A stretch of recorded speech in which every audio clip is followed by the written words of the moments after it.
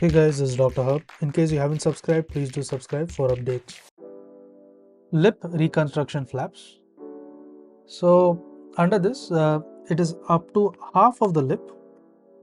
So up to half of the lip.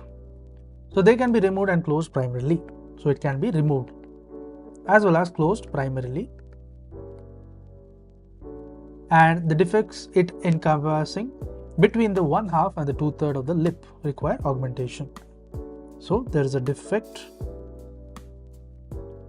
it encompasses between the half and 2/3. So it is between the half and the 2/3 of the lip, it requires augmentation.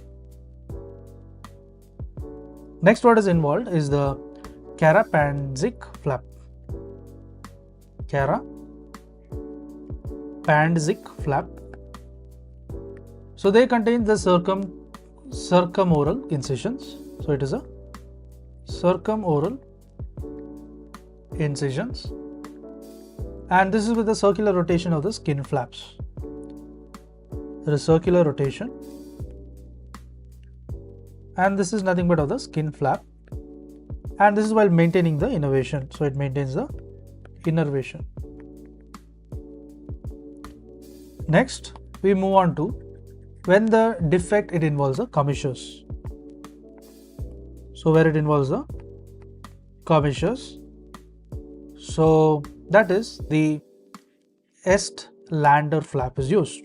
So there's a Est-Lander flap.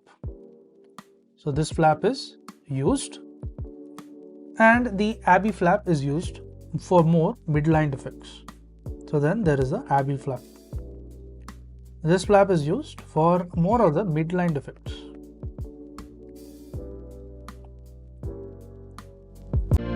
To learn and grow daily like this, please do subscribe.